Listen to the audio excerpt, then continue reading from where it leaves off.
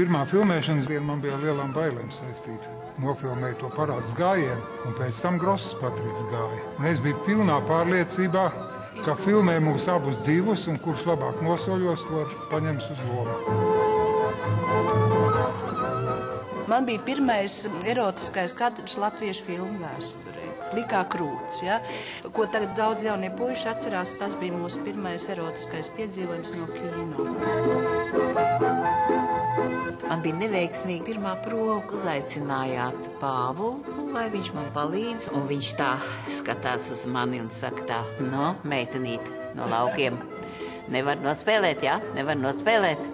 Tajā brīdī man saskrēja acīs asars no aizvainojuma, no visa tā, un tā prova bija vislabākā. Atšķirībā no citiem režisoriem Rolandam kadrs nav kaut kas nebijis, un tāds, ko viņš pirmo reizi saka, wow, viņš zina, ko viņš grib tajā kadrā.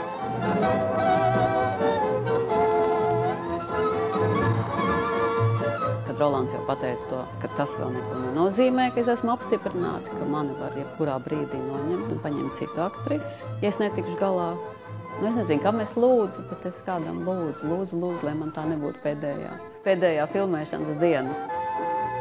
Filmas dalās mazliet citādāk. Man nozīmīgākā tas ir Akmeņas un Šķembas, tuvākā 4 balti krekli, nostrādātākā Ceplis.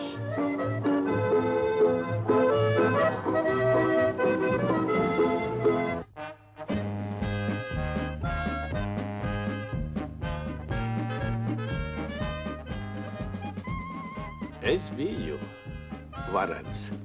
Un būsi. Un būšu.